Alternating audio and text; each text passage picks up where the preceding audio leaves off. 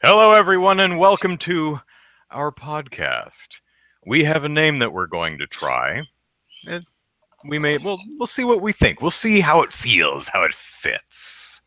So, with this podcast, Zachary and I want to talk about anything that our little hearts desire. We're going to talk about politics. We're going to talk about video games. We're going to talk about movies. We're going to talk about cartoons and comic Woohoo! books and all kinds of toys and geeky crap. So, welcome everybody to Molehill Mountain, where everything we talk about is super important and vital. Yes. So, that's Yeah. going to be the name of the show for right now. We'll see if it fits. We'll see if it sticks. But I like the name Molehill Mountain because we talk about video games and all kinds of geeky crap like it is seriously the most important stuff ever. And we get all impassioned about it. So I think that we do. So we'll see if the Molehill Mountain podcast sticks. So I just beat and I mean 20 minutes ago just beat Yakuza 3. Over the past several weeks, I've plugged almost 70 hours into the game. Wow. And I looked at the completion percentage, a little over 50%. 70 hours and only 50%. Yeah, well, the thing about the Yakuza games is when they talk about completion percentage, they mean literally every single thing you could possibly do in the game. So, if you, so all the various places you can eat, from the burger joint, the ice cream joint, the sushi joint, the ramen joint, the various bars where you can go and buy drinks, every single item that every single eatery sells, buying those items and trying them out counts towards your completion percentage. So you literally have to go to the bar and drink yourself stupid many, many times and keep track of what you have, what you've tried and what you haven't. Now, luckily, there is a completion tracker in the game's menu, so it will tell you what you have tried at each restaurant and bar. It's a little cumbersome because you have to pause the game, scroll down to completion, go to dining, scroll through the 27 different eateries until you find the one you're in, and then look through the list and see what you have and have not eaten. Kind of a little bit of a pain in the butt. So I think only the most truly dedicated people will ever try to 100% this game. I beat it. I got all the side stories that I'm aware of anyway, unless there's secret ones somewhere. Yeah. I played all the mini games. I did not. Each mini game has a goal. For example, win 3,000 whatevers in roulette or poker or chilo or chohan or the couple silo, I think is how it's pronounced. So you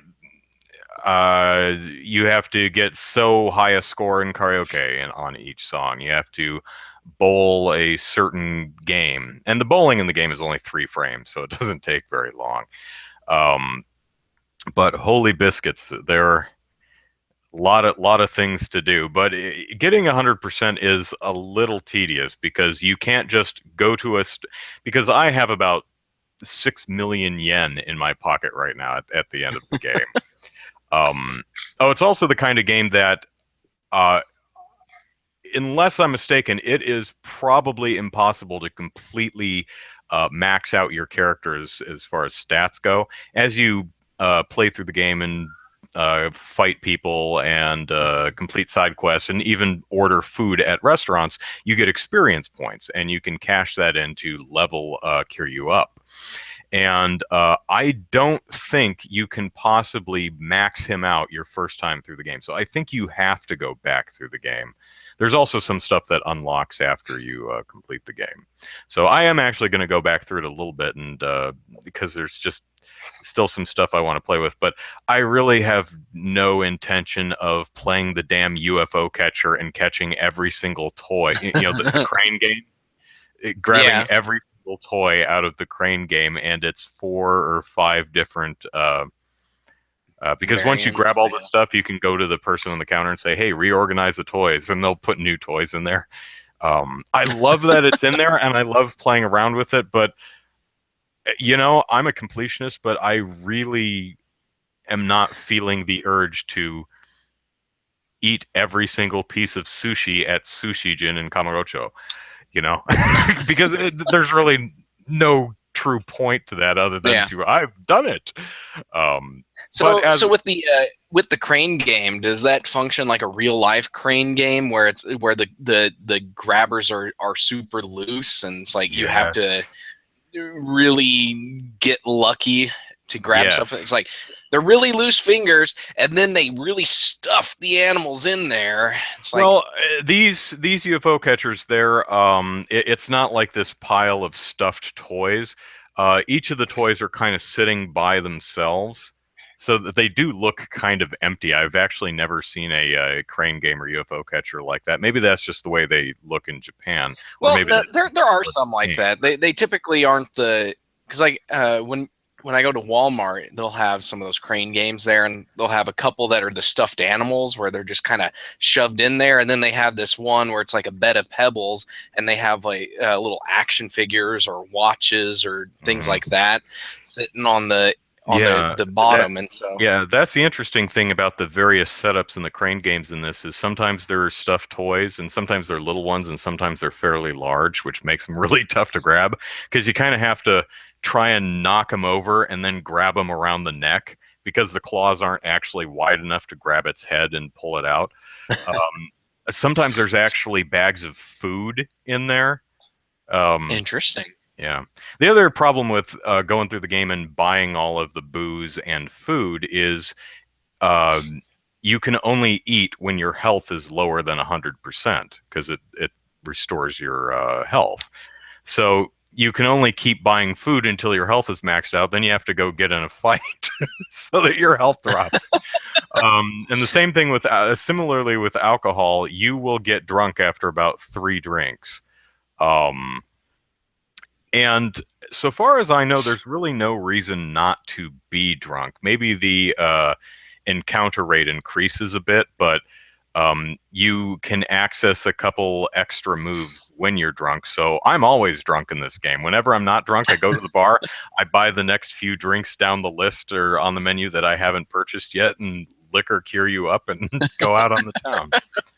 Um, Nice. but I actually had someone tell me that they bought Yakuza 4 on my repeated glowing recommendations of these franchises, and this person said he or she, I really forget who the heck it was, but really enjoyed it.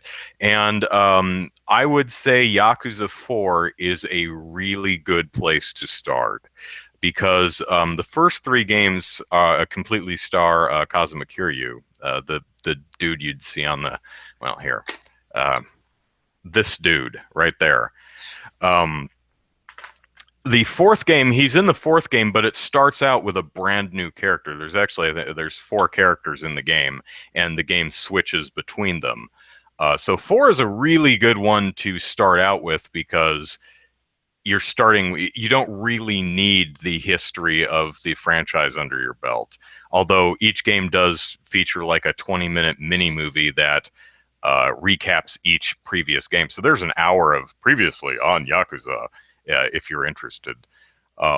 Also, by the fourth game, they really started ironing out some of the things that were a little annoying. For example, if I'm remembering correctly, I may not be, but I think when you go into a store and you look at their menu, there's some type of indication of whether you've eaten or ordered a certain product without having to actually go into the menu, into the sub menu, scroll to find the restaurant, and Hmm. it actually visually shows you on the menu what I think. So little things Yeah. like that, the little incremental improvements that subsequent games in the same franchise will make over the course of its existence. So Yakuza 4, good game to start with.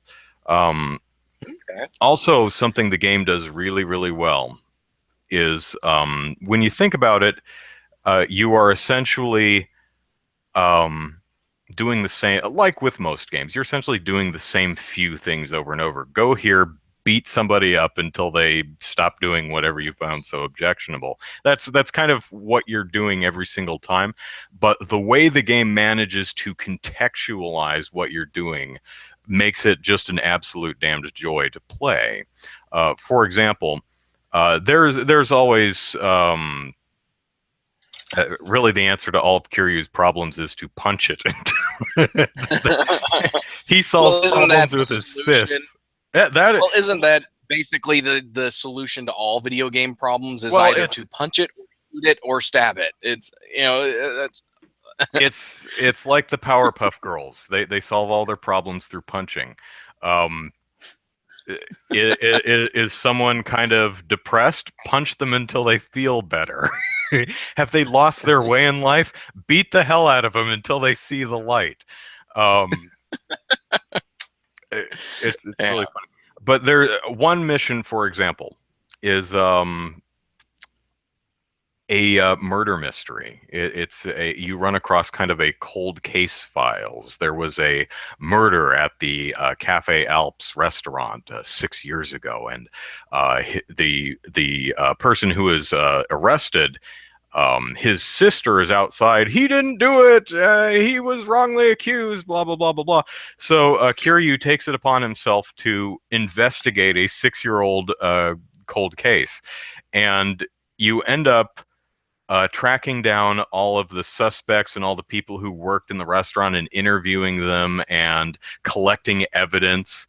And it's so different and so interesting. And what what ties it all together and makes it wonderful is it ends with the stereotypical um, Sherlock Holmes, Agatha Christie, Columbo, any of them, where they gather all the major players into the room, and the Holmes or whoever paces back and forth and recaps everything that happened.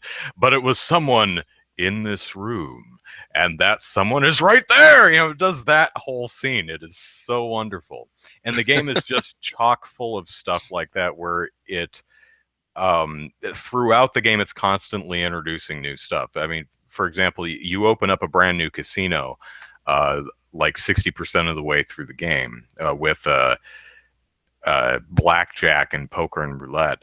And you also end up opening a fighting coliseum where you can pit fight for money, and you can Mhm. even recruit people out on the street to do tag team matches. Very, very cool. So anyway, Yakuza, a very good Okay. game, and I highly recommend it. So, um, oh, Awesome. also, card card jockey, pocket horse, pocket card jockey. I think it's called for the 3DS. There's a very generously lengthy demo. Seriously, it'll take you about 2 or 3 hours to get through it. But essentially, the game is you are a jockey and you enter your horse in races, but how you race your horse is by playing a version of solitaire. And the better you play solitaire, the better your horse performs. So it's from Game Freaks, the Poker Man's people, and it's actually really, really good. Um, I recommend it, and it's $7, I think. Uh, Okay. That's however, for the 3DS, that's for the or 3DS, yeah.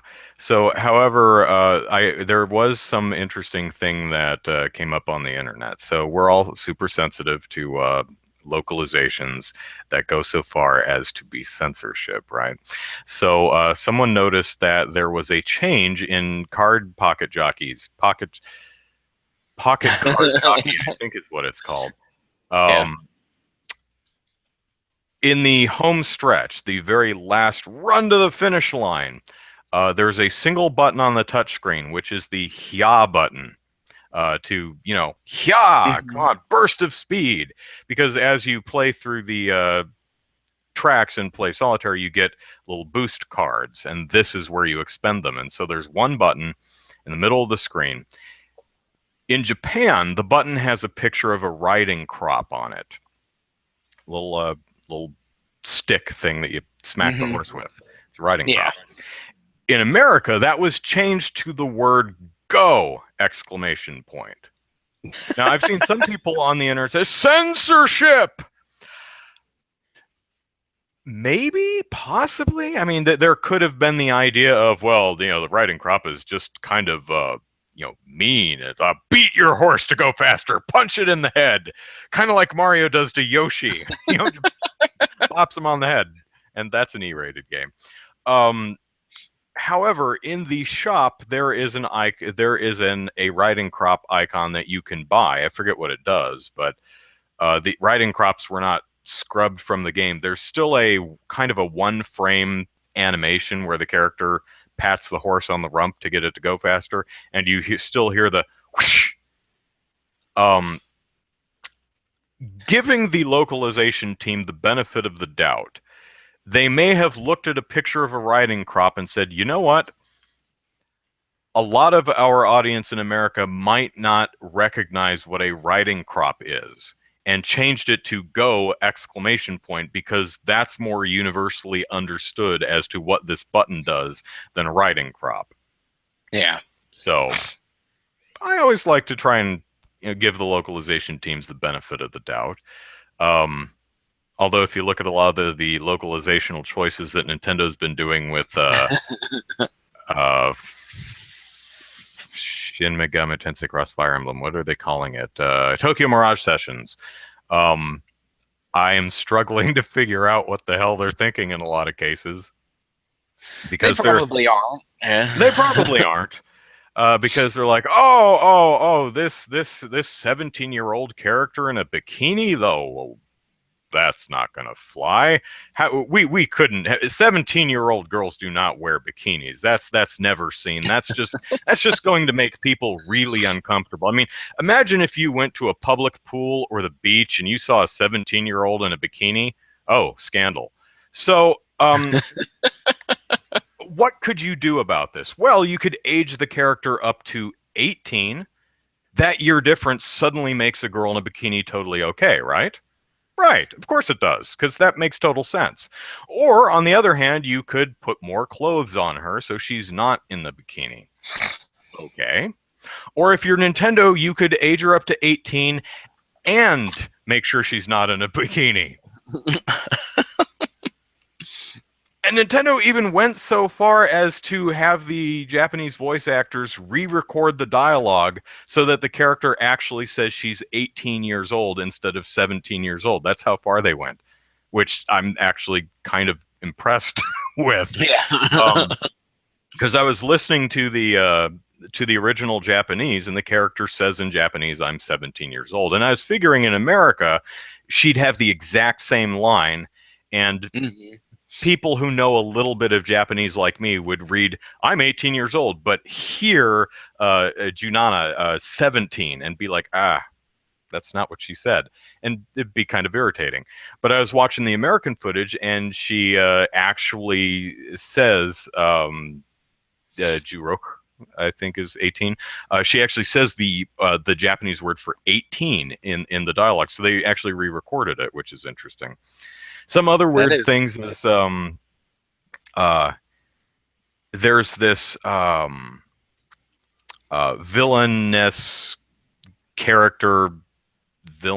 person who is some boss character who has a very low-cut cleavage-tastic outfit on.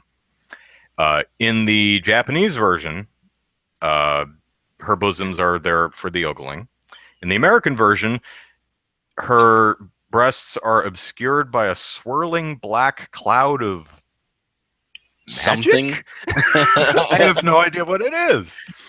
That is crazy. But our main character is wearing an incredibly deep cleavage shirt, or like almost bustier. And she's standing there, "You're a bad person." I'm like staring straight down to her belly button. I'm like, so wait, her boobs are not okay, but her boobs are okay, but not when they're in a swimsuit, and we aged her up to 18. Uh, okay. And then there's another change. This same character, she's in shorts and a halter top, or rather a bra with kind of a vest over it. In the Japanese version, they added shoulder straps to the bra.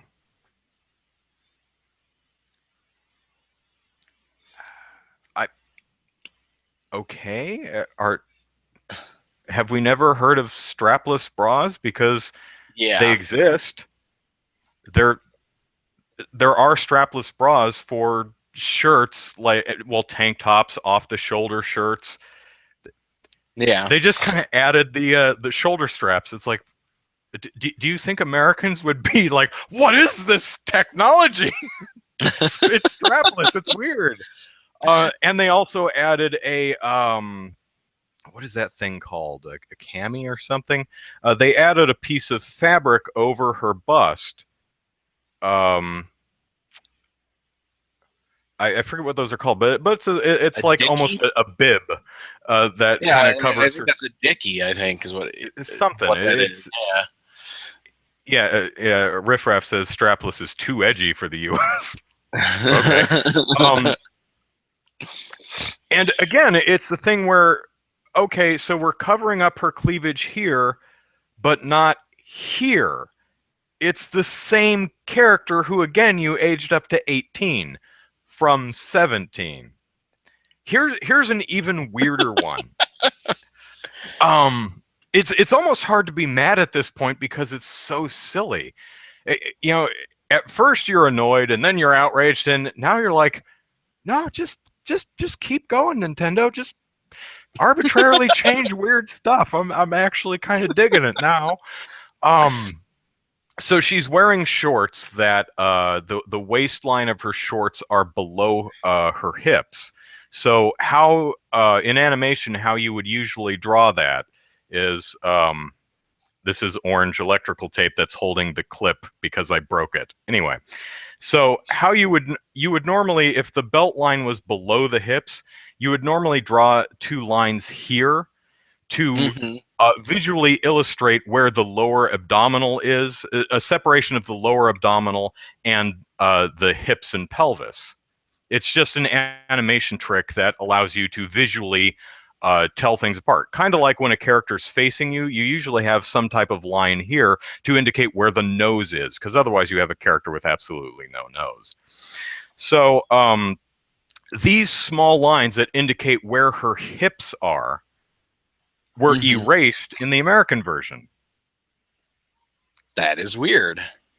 Her That shorts would. are still sitting in the same place below her hips. They just kind of erased the line that visually indicates a separation between her pelvis, legs, and hips and her lower abdominal region.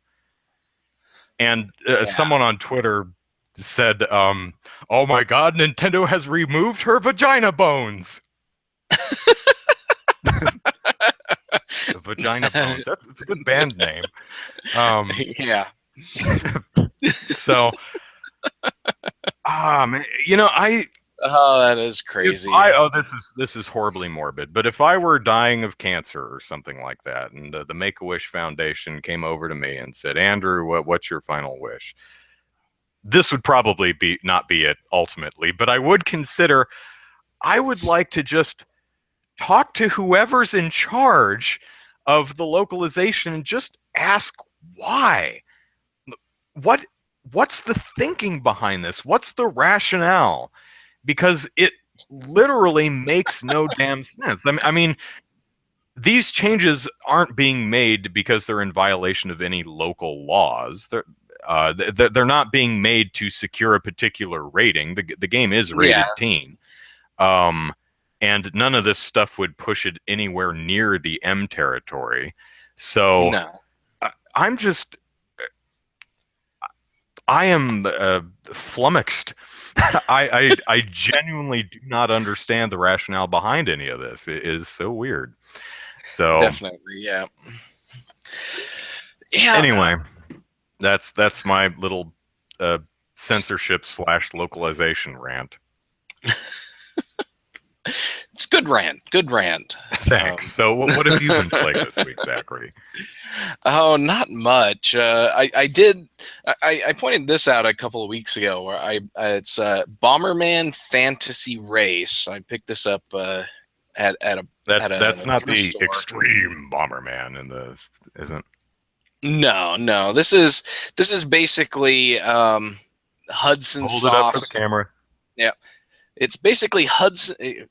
Get it without a glare here, but Oh, okay. There's classic yeah, Bomberman. Okay. yeah, but it's their answer to um, Mario Kart, and it sucks. I looked this up on Amazon because I bought it and I'm like, well, I could flip this because it's selling for the lowest price was like $30 or 30 something dollars, and I gave it a play this week because I wanted to one make sure it works and because there are some scuffs on the disc, but I also wanted to see if it's actually any good, and it is terrible. It is it for one, it took like 10 minutes to get from loading the disc to actually playing the game. And I'm not talking cutscenes or anything like that. I'm talking menu transitions. It's like you go there, it's like, okay, we don't have a save file. Create one, pick a character, or you don't make a save file yet, but you pick a character, you name the character, or no, you don't name the character. I'm thinking of a different game I played. But you pick a character, you pick your ride, and you pick all this other stuff, and then you go in there and you do name the save file.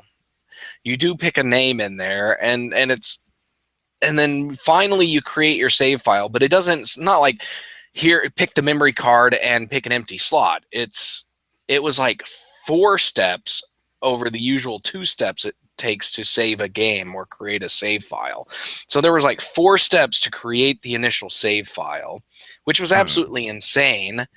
And and then and then finally I got through that, and then I got to go into the race, actually pick uh, go in there, do the race, and you have currency that you use to buy, I guess, power ups before you go into the race, and then you go in and you pick your racer, or you pick there's two. I don't know if you can see this on there, but there's like this bunny rabbit thing and this rhino looking thing, and those are what you ride. And then after 10 minutes of just getting through menus, I'm finally in the race and I can't figure out how to move. It's like, okay, so I'm like just moving the analog stick or moving hitting the D-pad, and I'm not moving. And then I try I'm like, okay, there must be a gas here. So I hit the triggers and none of them are working. I'm like, okay. And so I hit the X button and then I start moving. I'm like, okay, so I guess the triggers are and the shoulder buttons are for the attacks, power ups and all that stuff. So I go through and I'm starting a race. I'm like half lap behind everybody else at this time, and and then I finally pick up some power ups. Just like you would the power bricks in Mario Kart. You get these little question mark signs, and I'm hitting the triggers and the shoulder buttons, but they're not doing anything. It's like the left shoulder button does like a sprint. You can sprint for a certain amount of time, and then you have to let your racer recharge.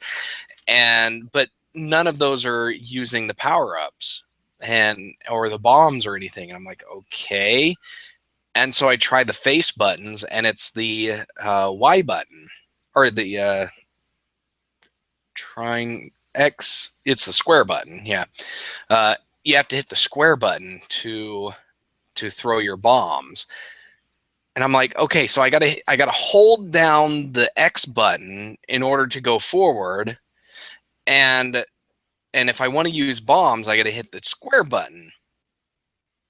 That's really annoying. And the thing with that too is you have two ways of using your bombs. If you just tap the square button, it drops a bomb behind you. If you hold the square button and then release, it throws a bomb in front of you. And the longer you hold it, the further you throw the bomb. And so if you just kind of hold it for half a second, it's going to throw the bomb right in front of you and it's going to blow yourself up. And so I'm trying to figure out how in the world I'm actually going to be able to play this game competitively, because I have to basically hold the X button with the joint of my thumb so that I can continue to move, and then use the tip of my thumb to actually attack the other racers. And I gave up. I was just like, there's no way I'm catching up with these guys at this point, and I can't control my racer and attack at the same time. So what am I doing? I didn't check to see if you could change your control scheme or anything, but a lot of games don't let you, so I didn't even bother to look. And so I'm playing this game and I'm like, why in the world is that selling for anything more than $5? But it's probably just because rarity. That's usually what it is. It probably had a limited print run, and Rarity. and so Best pony. nah, that's Fluttershy. I like Fluttershy. I don't know, but yes, we both know names of My Little Pony characters. But no, yeah. So yeah, I have no qualms selling it, but I would not play this game. Yeah, it's terrible. So yeah. So let's talk a little bit about Pokemon. So Pokemon Sun and Moon Pokemon is yeah. coming out in the September, I think. And Pokemon is once again doing something that is one of the things that kind of keeps me away from Pokemon, and that is the two different versions at the same time. I hate that. The only time it really made sense was with Zelda Oracle of Seasons and the other one. Because those were Ages and Seasons. ages Yeah. and seasons. That's right. Yeah. Because from what I understand, those are genuinely two completely different games.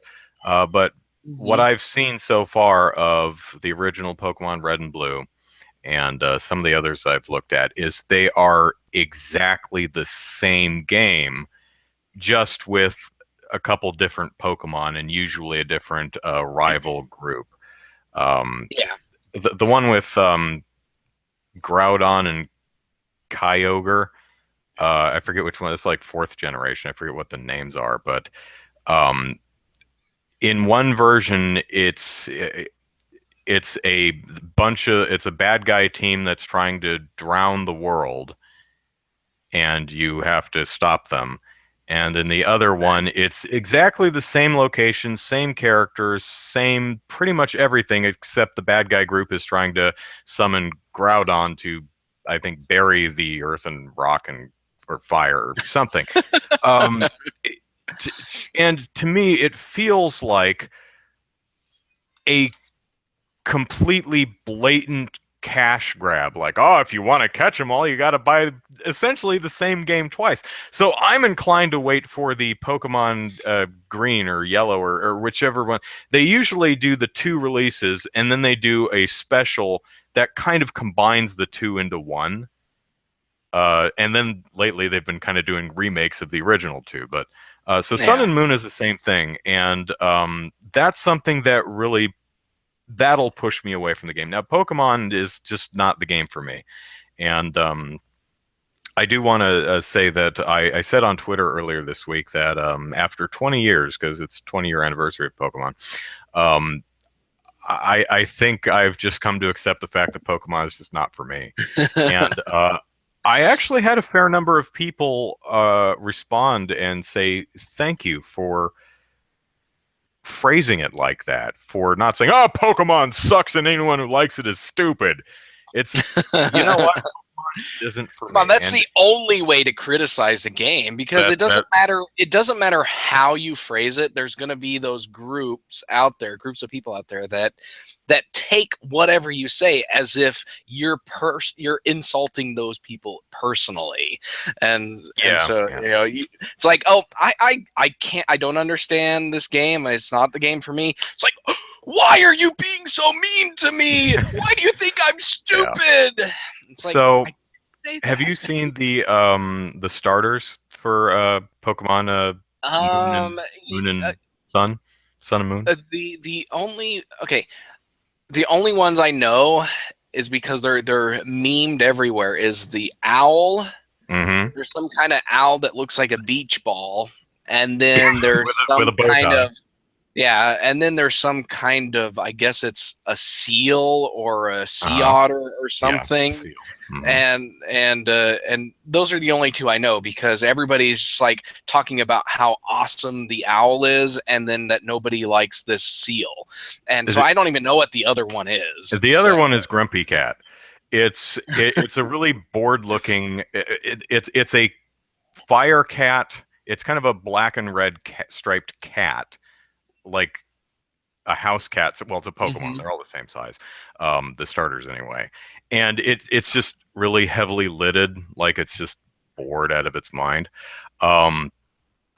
So I don't remember their names, but I like the cat because it's a cat and cats are awesome.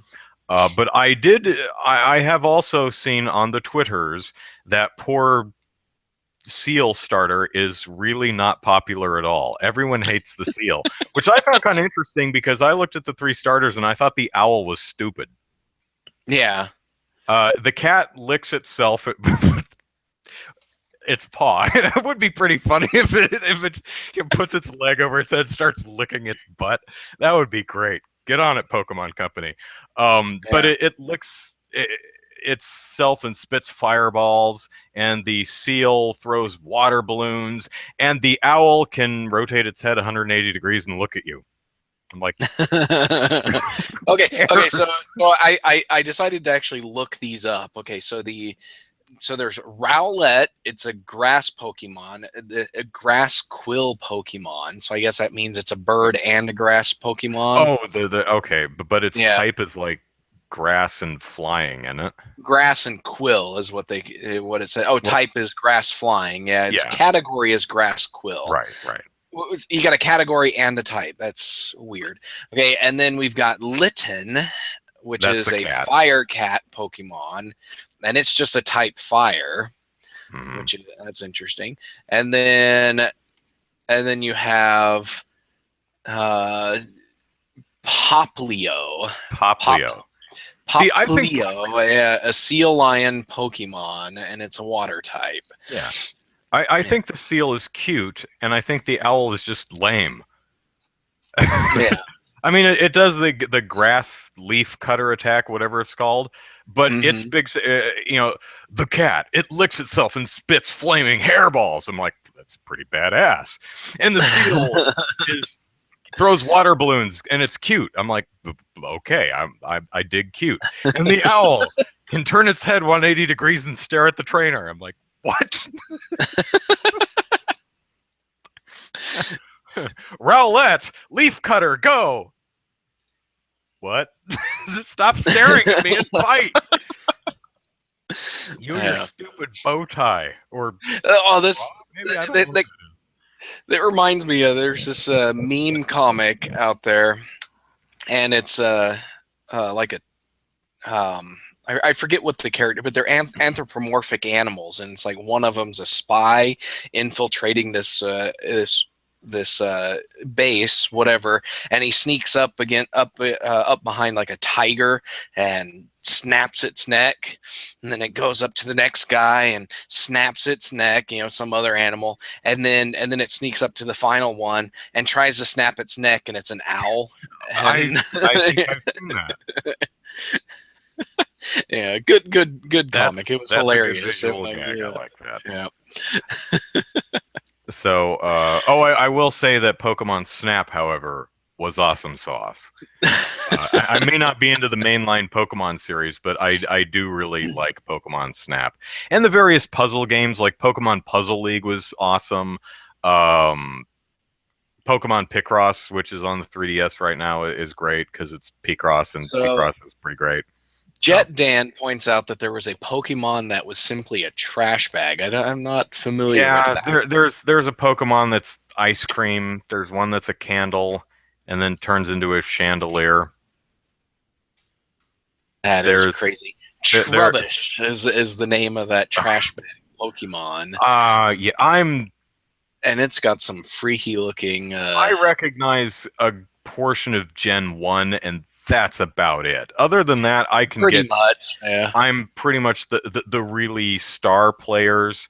Anyone who's been in Smash, like I know Greninja because Smash Brothers, but yeah, uh, Bulbasaur, Squirtle, Charmander, Pikachu, all the all the first gen ones. Yeah. See, I like Oh, to the bug my Keyring kids. Pokemon, yeah. Yeah. Or what's that heart one? Love Disc. And then of course there's Magikarp, who just is a fish out of water that flops around and is Yeah. completely useless until it evolves into a sea dragon. Well, there's a whole meme about Magikarp and how it's actually the most powerful Pokemon out there, Potentially. because in its description it says that it can leap over a mountain, and so there's been some people that have done some trigonometry calculations to determine its velocity as it's coming down from the zenith of its leap, and they've determined that its impact is roughly the same as a comet or a meteor coming out of the sky. And I don't so know. yeah, it could be pretty powerful if that were actually in the game. But I might want to try the math on that because it's still a fish. Unless yeah. this is a really dense fish, it would probably hurt, but it's not going to matter. But what good does that do you in a Pokemon battle? Okay, yeah, hey, you keep your The thing Blastoise is right there while I walk to the other side of a mountain with my Magikarp. Just stay well, here. It's no, important that no, you no. don't move from this spot. You don't actually have to jump over the mountain. That's just the way they describe the way it jumps. So it's like, if you could just have it jump that high and then come down. It doesn't matter where in the arena the other Oh, okay. Pokemon is. The impact of that is just going to knock out the other Pokemon. Just the shock wave alone is the where what they describe. But speaking of naming the Pokemon, it's like, yeah, I'm with you. It's like the Gen 1, I grew up watching the original Pokemon cartoon. That came out in the 90s, and that's where my Pokemon knowledge comes from. It's I my grew up kids ignoring that watch cartoon. my kids like to watch the ones that are on Netflix, but I have no time for that. But yeah, so I like to bug my kids and just call everything Pikachu, and it's Oh, like I bet that ticks them off. they're like, no, that's a whatever, that's a Mewtwo, or that's that's a Rhinodon, or whatever the stupid names are. But I just call It's a everything Zubat and it Pikachu. sucks. Yeah. So, Uh, Jet Dan had an interesting name for new Pokemon, Pokemon Plus and Minus. I could see that. when you said that, I was like, I thought there already was a plus and minus, but There's X and Y, Black and White, Sun and Moon, Ruby, Sapphire, a bunch yeah, of different colors. Maybe lots of Pokemon colors. Up and Yeah. Down. Uppers and downers. There we go. Um, Jet also asks if it's sacrilegious to like Hey You Pikachu. No, it was a game that didn't work, but it was, for anyone who doesn't know, it's an N64 game that came with a microphone that it was kind of a virtual pet where you could ostensibly give Pikachu commands and direct him to do things. Like, Pikachu, Yeah. go get the ball. Stop ignoring me, you despicable yellow rat. I think really the charm of the game came in just swearing at Pikachu. Yeah. Um, But yeah, Not a great game though. but if you're interested in Pokemon-like things, my kids started watching Yokai Watch, uh, and that one's very interesting. It's basically Pokemon, but crossed with cryptozoology, because all the creatures in it are mythological creatures, from that are in human mythology, and it's very interesting. Most of the things I've seen are based around Japanese mythology, but I'm sure they Well, they that could bring in some other ones, but yeah, so that one was very interesting, because it's not like it's not a battling thing. It's like I've never seen them fighting another person. It's just you've got this one kid, he walks around with a watch on that he gets little discs and put in, and he summons these mythological creatures, and then he has this ghost thing that kind of hangs around with them. But it's like, he uses these mythological creatures to capture other mythological creatures, but also to help in situations that between him and his friends or whatever. But very interesting show, and does haven't it watched a have the whole lot of one-footed it. But umbrella mythological character? I haven't seen that one. I've seen there's Japan's got some weird ones. yeah. Well, I haven't seen too many episodes, but there is a Kappa is in there, the Oh, well, good. turtle demon with Hmm. the water bowl in its head. Yeah.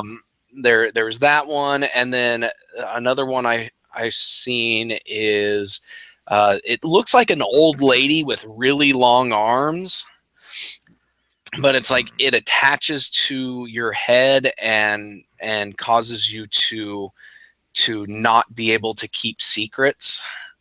And so you tell your deepest secrets uncontrollably, which is kind of interesting. Yeah. Matthew's pointing out that we're a bit behind on the Yokai Watch series. We just got Yokai Watch this year, and the cartoon started this year. Japan is on number 3.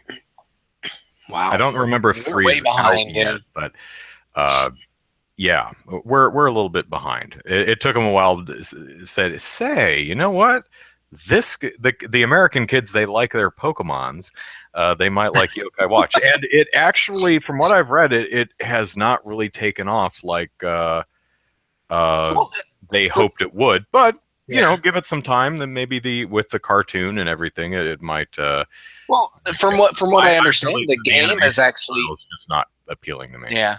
But the game that was released was very successful, or at least more successful than they expected it to be. So, they've got that going for it. But All we'll right. see how that goes. So let's move into a slightly different topic here. And you were talking this week about Microsoft's UWP and it backpedaling Now, a bit. So what's the story with that? well, the story goes all the way back to when they announced UWP, and everybody hated the idea. Which is Or at least Universal Windows Platform, Windows isn't it? platform. Yeah, the idea is that you develop your application or your game, and then it's should be able to install across a wide variety of Windows platforms. So you've got your computer, you've got your tablets, your Windows Phone, your the Xbox One. All of that is capable. They share a library. But the problem that a lot of people had was with the limitations. You were capped on certain features of video cards and frame rates and all this stuff. And basically game developers said, it's like, man, you're trying to kill Windows as a game platform, because nobody wants to develop this. They basically wanted the whole thing was, if you're going to make a game, you're going to make the game for the lowest common denominator device that we support. and you know, you can't get much better. You're not going to be allowed to do much better than that. And so Tim Sweeney at Epic Games, he ranted about it for quite a while, and I've never been a fan of it. It was just a stupid idea. But Microsoft decided that I guess they recognized how bad of an idea this was, and so they're starting to backpedal on certain things, and so they announced earlier this week that they're returning features, I guess is the way to put it out, is that they're giving us back some of the things that they took away from us. One of them is AMD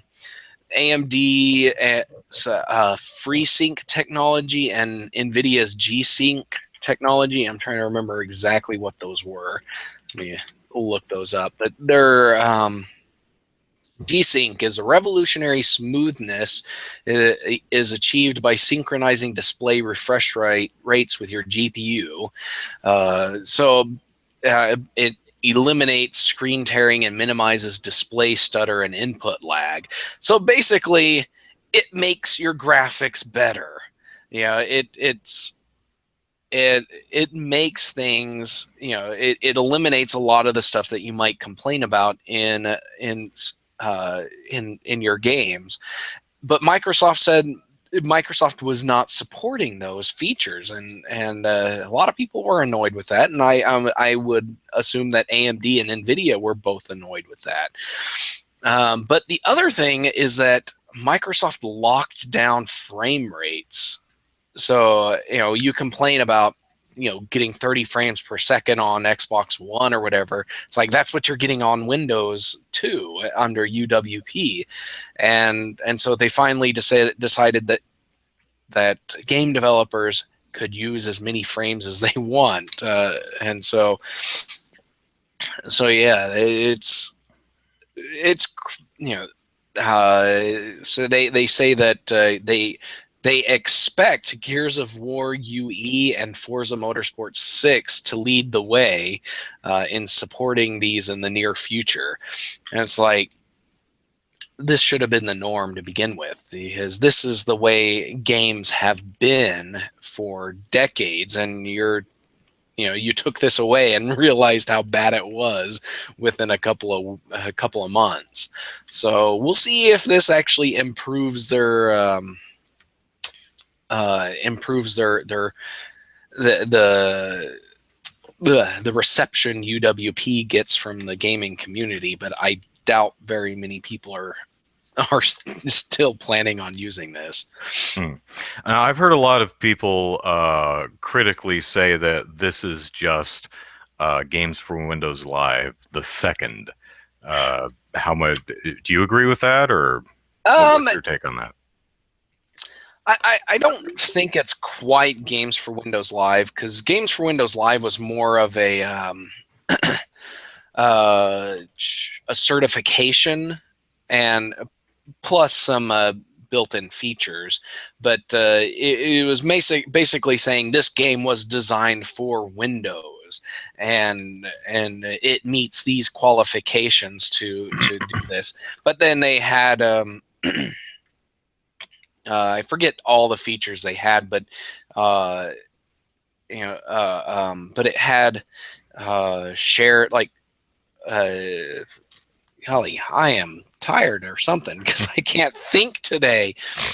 It's like I have 6 kids who all want something from me. I know, but yeah, it was a big, horrible mess, and nobody liked it, and it was very limiting in the way that you could actually develop your games, and so they eventually killed it. But UWP, I think, is different than Games for Windows Live in that they're trying to develop a standard for cross-device support, and that's a laudable goal, but not for games.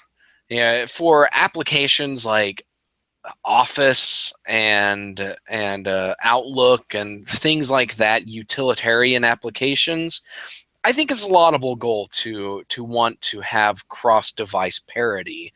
But for games, people don't want already people don't want console direct ports on their PC.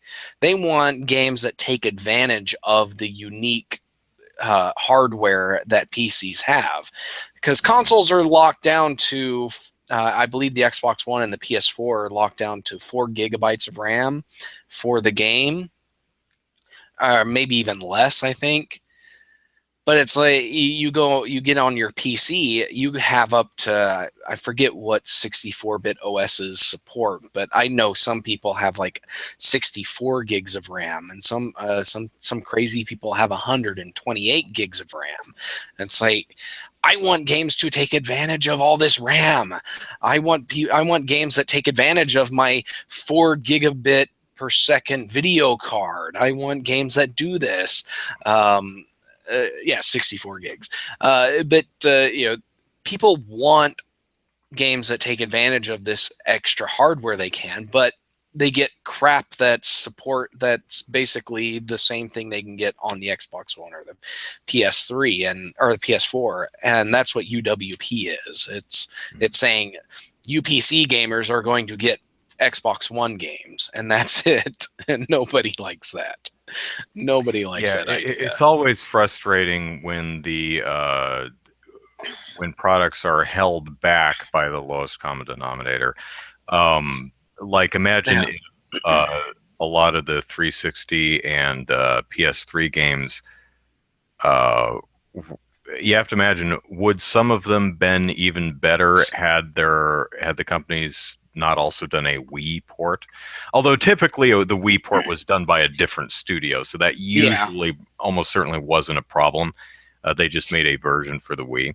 But that's also one of the concerns I have for the NX, if it's a handheld and console, is I just don't want my console being hamstrung by the limitations of its handheld counterpart. That's a concern. I'm not saying that that's going to be the case, but that is always a concern.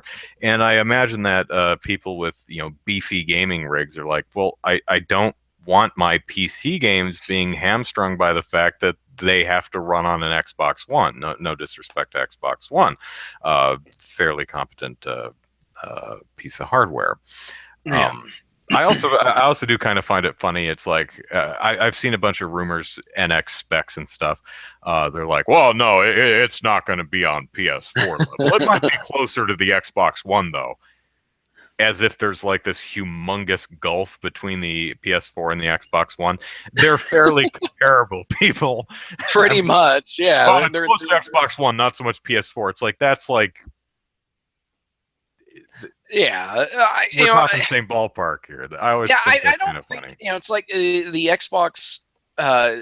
When you talk about gaming hardware, the PS3 and the Xbox 360 were very much on par with each other. There was hardly any noticeable difference between the power of the hardware. But you go back to the PS2 and the original Xbox, and yeah, there was a noticeable difference between the power of the consoles, where the PlayStation 2 was very mid-range, low-cost hardware, and the Xbox One was fairly cutting edge for the time. Mm-hmm. There's not that kind of it's closer to the PS3 and Xbox 360 than it is to the original Xbox and the PS2. That's the difference between those two, or the Xbox One and the PS4. So but the PS4 is certainly more capable in a lot of respects than the Xbox One. Yeah, but it's not like an entire generation beyond the Xbox One. They're still comparably in the same generation. Wii U is only in the same generation because chronologically speaking, technologically speaking, it's in the last one with the 360 and the PS3. Yeah, but Matthew says that there's about 30% between Xbox One and PS4. It's like, what does that In even mean? Well, it depends on what specifically you're referring to. In Yeah. its like output resolution, perhaps, or its fill rate, maybe. In some regards, yeah, but I mean, as an overall performance, not really. I mean, most games on the PS4 are also on the Xbox One, and usually the difference is um, frame rate and resolution. Other Yeah. than that, the games are almost identical. A lot of times the PS4 will be 1080 and the Xbox One will be 900p. Um, Sometimes there will be a frame rate difference. So yeah, the PS4 is more capable, but that's the weird thing about comparing computing power is numbers uh, oftentimes don't tell you a whole heck of a lot. No, they don't. And yeah, YouTube says 8 people are watching the show. What a party! Calm it down. Woo! Um, let's end on one more topic that uh, All right. I think is kind of interesting, and that is slang. See, Zachary, you and Slang. I are mid-30s now, so Yeah. we're approaching middle age. So them kids uh, are using words incorrectly and confusing the hell out of us. So I'm sure you have a bunch of kids. So I imagine, do any of your kids pick up the local lingo and just go, okay, what? Have you No, ever had they. that happen? I haven't had that problem yet. Okay. Mostly, anytime I don't understand what they're talking about is when they're talking about something Minecrafty that they picked up Okay. watching Minecraft videos or something. But When, when yeah, I'm they, in, they they haven't tricked me on slang yet. yeah, I hear a lot of hip hop music, rap music while I'm in the gym. And I'm, as a musician myself, I listen to song structure. I listen to lyrics and rhyme schemes and chord progressions. And I'm usually woefully disappointed with most modern music. But I find myself listening to the lyrics of a lot of modern pop songs and having absolutely no clue what the hell they're talking about. Usually I can't understand the lyrics, like they do not enunciate clearly enough for me to figure out what words they're using.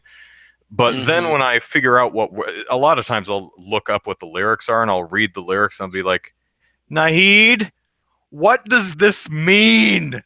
Friend of mine is constantly she loves hip hop and modern pop and rap and stuff like that. So she's constantly explaining what the hell they're talking about. In fact, that's a YouTube series I'm thinking of doing if we can ever find the time. Is Nahid explains modern pop lyrics to Andrew or something, where I'll read a Snoop Dogg song lyrics or something, and she'll just explain to me what the hell he's actually talking about. So all of that to say, um, whitewashing. Trust me, I'm going somewhere with this. Whitewashing is a big concern in Hollywood movie making these days. The Yeah. practice of casting uh, white people in people of color roles. Yeah. Um, Most recently, there was a lot of criticism with the, I think, what was it, Gods of Egypt, casting a bunch of white actors to play Egyptian. Yeah. Also, Ghost in the Shell is casting at least one, uh, well, not Japanese person or not Asian person to play a very Japanese character, Motoko Kusanagi, um, Scarlett Johansson, who's about as Yeah. pale as I am. Um, So, and also you had the Oscars this year, and you had the trending Twitter hashtag Oscars So White, talking about how interesting it is that, interesting in a negative way, that the entire actor nomination slate had no people of color in it. So there was a trending Twitter hashtag pointing that out. It's like, people of color are doing some very good work. Do you, Mhm. Academy, honestly think that all of these non-people of color were just that much better this year? Or are you just not watching any of the movies with people of color in them. You know, what movies are you guys actually watching? Um, so Black Panther, Civil War came out, which I haven't seen yet. I'll probably see tomorrow morning. Black Panther comes in and kicks ass, and he has his own movie coming out in 2017, 18, 19, somewhere in the next couple of years. Yeah. And Black Panther, being a native, the king of Wakanda, which is in Africa, is a black man.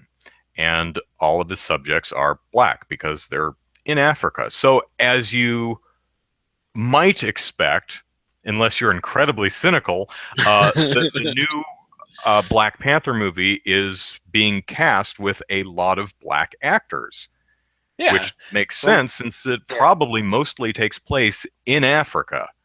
So, Yeah. um, Yeah, the percentage rate last I read, because they just announced the casting of Michael B. Jordan in the film. They haven't announced who he's playing. Michael B. Jordan played Johnny Storm in the most recent Fantastic Four movie. But the ratio, the percentage of African American characters or African characters in there is going to be about 90%. So like 10% are going to be other races. yeah, well, I Probably imagine predominantly you'll white, but probably have some of the wider MCU showing up. yeah. Ulysses Claw will Yeah, probably be Claw in will there probably somewhere, and be. Andy Serkis Yeah, is a white guy. So even if yeah, he's the only white guy, if there's a main cast of 10 people, there's your 10% anyway. So, yeah. um, and I'm getting to the point. Bear with me. Oh, by the way, Ryan, no, what's his name? Who played a Human Torch in the Josh Trank Fantastic Four, and he was in Creed. You just said his um, name. Michael Michael B. B. Jordan, Jordan. right? Yeah. Yeah, So Michael B. Jordan played the Human Torch. I don't know if it's been confirmed yet, but I think he's been cast in the new Black Panther movie. So yeah. That's this what I was is just the saying. second They Human confirmed his Torch. casting. Yeah, Yeah, this is um, the second Human Torch. The other one being Chris Evans to be cast yeah. in the MCU movie, which is kind of funny. Anyway, What's so really funny is some people were like pointing back to the Roger Corman Fantastic Four movie, and it's like this the I forget the actor's name now. I looked it up yesterday, and now I already forgot it. But they're like he's waiting for his turn to be cast into a Marvel movie now. Yeah, just to follow the trends. But so now we get to my point. So people are excited, and it's in a way sad that we're excited over the fact that a movie that takes place in Africa is being cast with predominantly black actors. It's like, wow, we're really that. It's sad that that's something we're getting excited about, rather than it's mostly white people in this African nation of Wakanda. It's like, what? Black Panther starring Leonardo DiCaprio.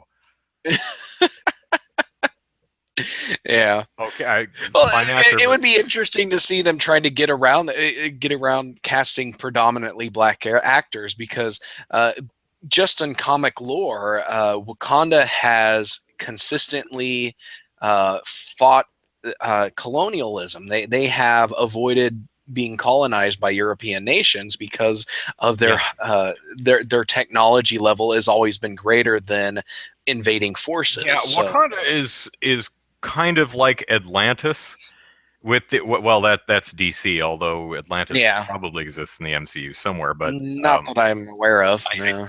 there's well, the Submariner is Atlantis not his Well, yeah, Submariner? I guess it is. Yeah, something like that. But But yeah, regardless, it's that kind of idea of a really isolated place. That now, of course, Atlantis has a lot of water around it, so it's hard to get to. But Wakanda is traditionally kind of the same way. Nobody gets in. It's like you. It's even apparently it's even like hard to find, and they do the. I'm getting off topic. All right, let's get to the point. So, so people are excited that hey, here's a movie that's actually, we're gonna see a lot of awesome people of color actors play people of color roles in a people of color movie. Wootski. So people got on Twitter and, kind of mimicking the Oscars so white hashtag, created a new hashtag to celebrate this, and it is Black Panther So Lit. Lit. L-I-T. All caps. Capital L, capital I, capital T. Black Panther So Lit. Now, using context, I understand that that's a positive, but I Yeah. honestly had to jump on that hashtag and say, pardon my ignorance, but what does lit mean?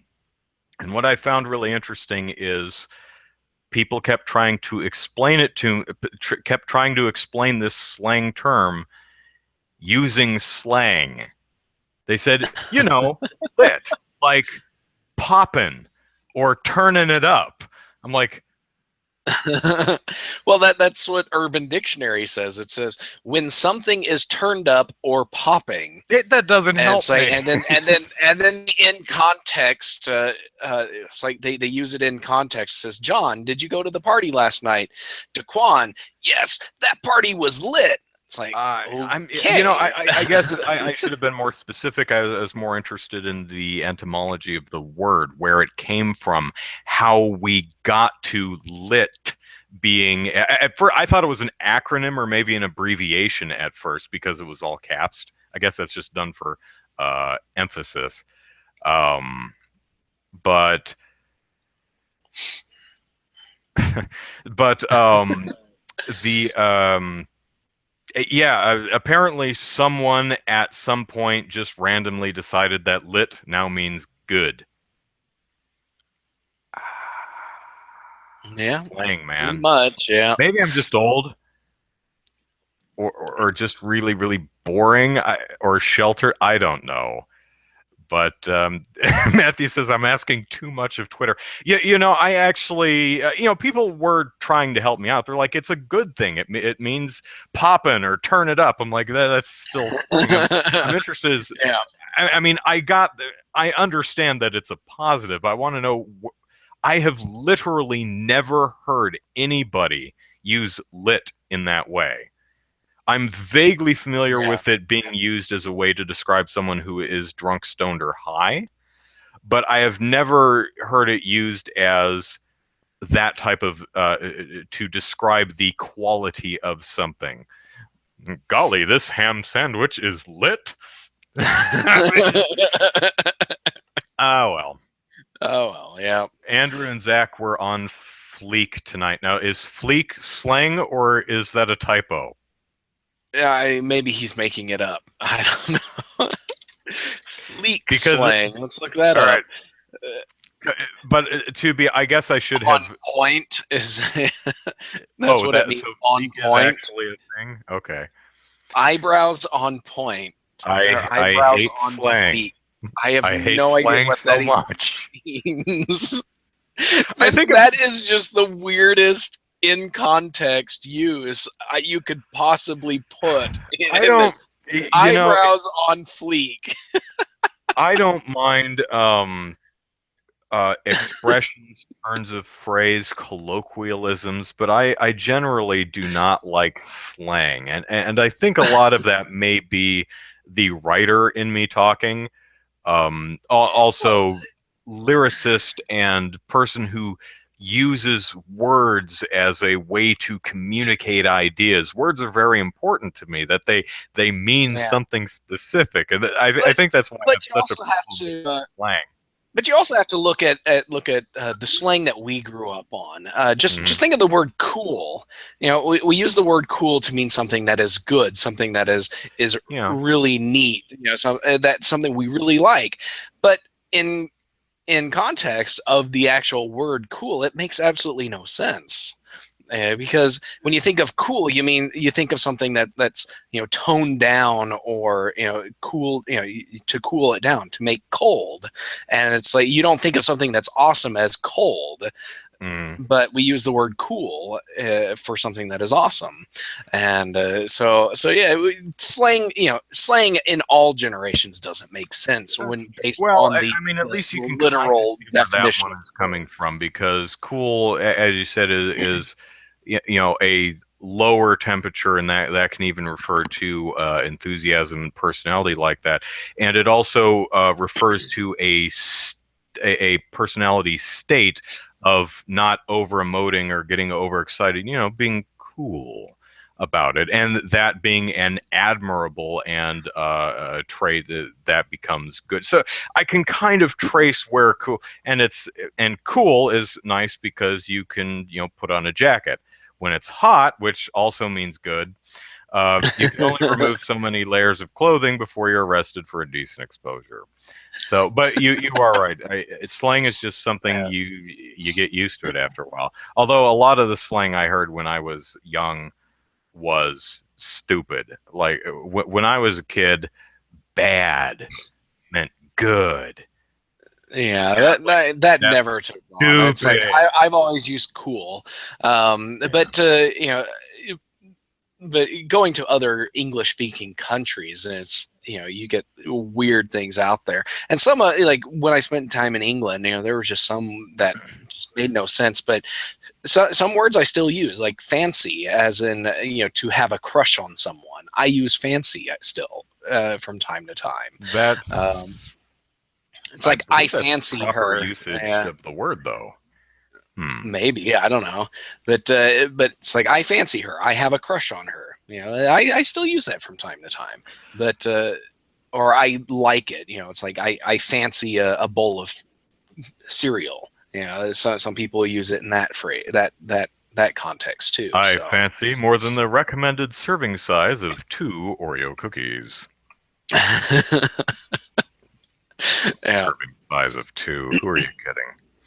I just got an. I a just got serving an. size of an entire tube of the Oreos. Pretty much, because the cookie package is 3 rows of Oreos. I'm thinking one of those rows, 10 or 12 cookies. That's a serving size. Now I can eat Yeah. 3 servings easily, but um, I just got an email, and I don't know why, of someone offering me a free copy of the first manga volume of Monster Musume, um, which is a Is that harem.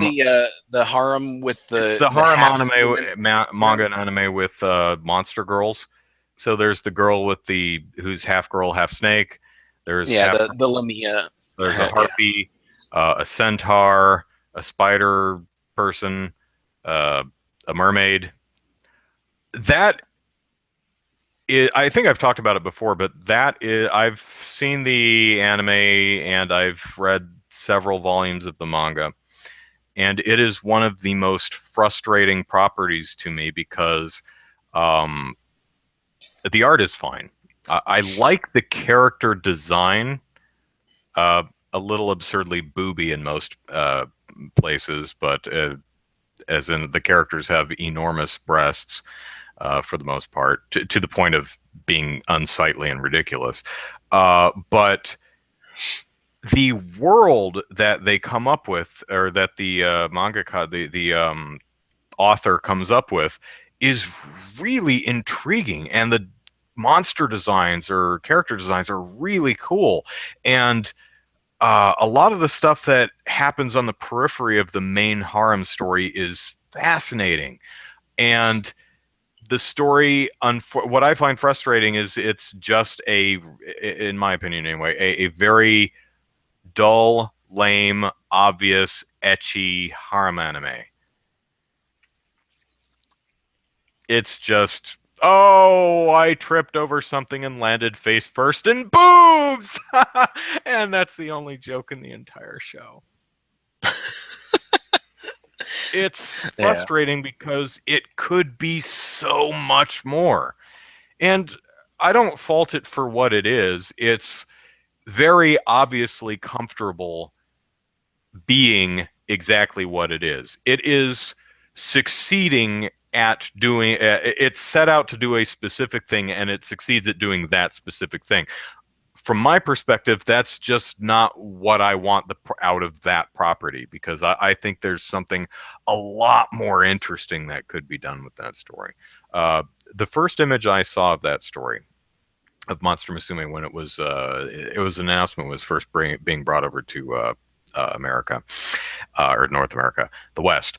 Hi, was a promo image of whatever her name is, the snake girl, cuddling her beau, the one dude, in bed.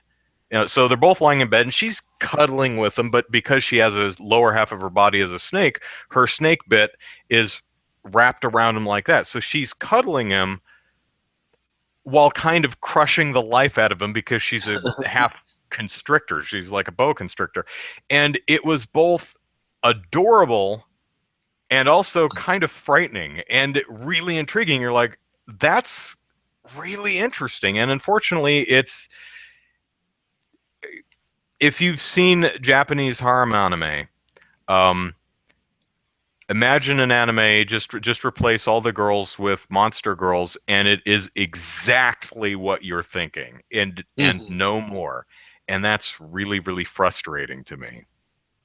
But a lot of people do Yeah. like the show, and there are moments that work. But it's a missed opportunity. Maybe not an opportunity that the author was even interested in taking. But I just find that. Is there anything off the top of your head that you've seen that had a lot of potential in your eyes, but was frustrated you because it didn't seem interested in going there? Uh, it's hard to say. I think most recently, I would say there's this TV show called Zoo, where basically animals super mutate, where they develop basically overnight um, new defense mechanisms that they use again, and then they turn against the humans. So like it's like bears develop an endoskeleton just underneath their skin, so that you shoot them with with anything smaller than a tank rifle, it's not going to do them any damage. And lions develop a It's a hive bear. Get the mind. anti-tank rifle. Yeah, it's like lions develop a hive mind, and it increases their overall intelligence. A bunch of other things in there too. It's a very interesting concept, but the execution was just absolutely terrible. The acting was really lame, and the storyline just overall just made no sense. But they did have an excellent cliffhanger. It's like, yeah, we found the only animal that's not affected by this mutation. We got to go and get this animal so that we can develop a some way of fighting these mutations. And then so the heroes get into their jeep to go to make it through to get through the city so they could get to the port. And then as they're driving down the road, they suddenly meet this giant wall of animals, and it's a really cool cliffhanger. But yeah, they're bringing it back for a second season. This is like 2 years after the original season ended. But yeah, so I'm interested to seeing where they go with it. But a good concept, but terrible execution. I think so. It's just. Yeah, mostly revolving around the actors and then the way they respond to these situations. It's like some of the things they do. It's like, why are you doing that? It's like, you see a lion there and it's charging at you. Why aren't you getting inside your truck? Why are you running away from your truck? It makes no sense. Yeah, another property off the top of my head that frustrated me for what I felt was not living up to the potential of its premise was the original The Purge movie. I've not seen the sequel, although I would like to, because everybody says is a lot, but is well, like it seems to be actually better. capitalizing on its premise. The problem with The Purge, if you don't know very quickly, the premise is every year in America, at least, for 12 hours, all crime is legal and all emergency services are shut off. So from 7 p.m. to the following morning, you can murder people, light things on fire, steal stuff, whatever. Knock yourself out. No one's don't have a heart attack and die because there's no ambulance. Don't if your house is on fire, firemen aren't coming. So the idea being that for 12 hours every year, people just get all the monstrous rage and violence and aggression out of their system, and they're good for the rest of the year. And crime is really low, and there's a lot more to talk about with that, but that's a general premise, and it's a really interesting premise. And you start thinking about, oh man, if that was really a thing, what would I do? Would I partake? Would I hide? How would I hide? Would I walk out into the mountains? Would I leave the country? What if I was a homeless person and had no way and was like in the middle of Wyoming or something and had no way to get to Canada or Mexico? It's this really interesting concept. And the first movie is a home invasion movie. It and not a very good one because the directing's kind of crap. There's no Yeah. The geography of the house is never clear. You're never really sure where anyone is in the house in relation to anyone else, which makes it confusing and cuts the tension. It's not a horrible movie, but the most frustrating thing for me was you have this really unique and new and neat premise that's just ripe for exploring, and it's stuck in a house doing a very by the numbers home invasion movie, and that's Yeah. kind of sad. I mean, it would be like I don't know, Ghostbusters if the entire movie revolved around um, mortgaging his house to raise money for the company, and that they never actually got around to ghost busting or ghosts or the Stay Puft Marshmallow Man.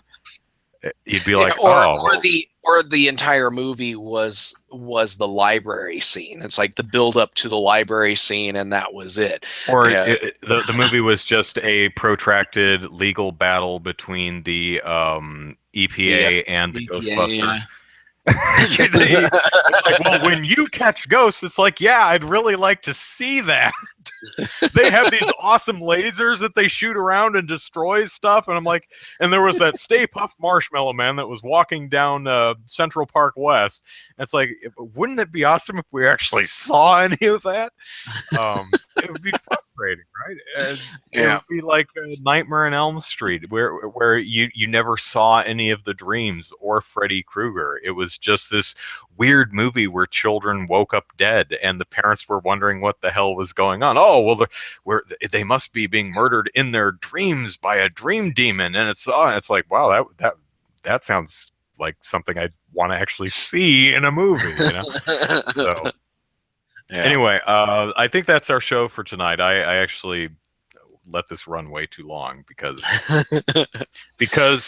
up here on Molehill Mountain, we're going to try to make this a thing. Everything is super important. Anime, movies, cartoons, manga, all Slang. really, really, really important. More important than you think it is. Anyway, so let us know what you think of Molehill Mountain as a name for our podcast, and we're gonna try it out for a couple weeks, see what we think, see if the pants fit. And in the meantime, let us plug our stuff and get out of here because I got to get back to work. Andrew Eisen here. Eisen is the last name, how you spell it anyway. Plug it into YouTube and you'll find my YouTube videos. I'm currently celebrating National Masturbation Month. Yes, that is actually a thing, and it's super important.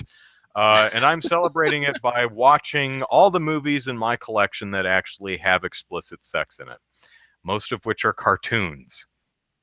Somehow. Go figure. Tomorrow, or this week's movie, Mezzoforte, another cartoon. Actually, Yasuomi Umetsu, same guy who did Kite, which was last week's movie. The video on this is going to be late because I'm on call. I'm not going to be able to watch or record it until tomorrow afternoon. So might be Sunday night, but might not be till Monday until I post that. So anyway, that's that. At Andrew Eisen on Twitter. Andrew Eisen YouTube is the name of my Facebook page. And also go over to randomtower.com. That's where Zachary and I and sometimes James write about stuff like the game business, movie trailers, whatever we feel like writing about. So randomtower.com, hang out with us, comment stuff. Yes, that's good. Zachary, All plug right. away. All right, you can follow me on Twitter at EZKnight. You can follow my game development work at DK_gaming on Twitter. It's divineknightgaming.com. And if you're interested in the Oklahoma game development scene, you can check out okgamedev.com, and it's okgamedevs on Twitter. So there you go. Typing. Jet Dan was pointing out that in the Purge, everyone is fair game except certain levels of government. I don't know if it extends to police, if I'm remembering correctly, but for instance, you can't use the Purge to go assassinate the president. I think most of Congress is safe. There are some rules, and also there's a rule on what weapons you can use. It says something like class 4 weapons and above are not. You can't use this. I imagine that's stuff like rocket launchers, and tanks and stuff, things like that. Well, see, if I wanted to do, cause the most chaos and damage over the course of the 12 hours, I would just create a whole bunch of Molotov cocktails and just drive down the street and just light houses on fire, and you get the benefits of property damage and deaths because most people have barricaded themselves into their houses where they're not going to be able to easily escape from the flames. So, yeah, you have to wonder if I mean the way the movie's set up, and it's a somewhat exploitation movie, so it's to be expected. But really, the only naughty thing anyone seems to want to do on Purge Night is kill people. I mean, there's a very quick montage at the beginning of the movie where you see some looting and one implied rape, but it's pretty much just people wandering around killing people. You'd think, I don't know, I might try to really cheat my taxes.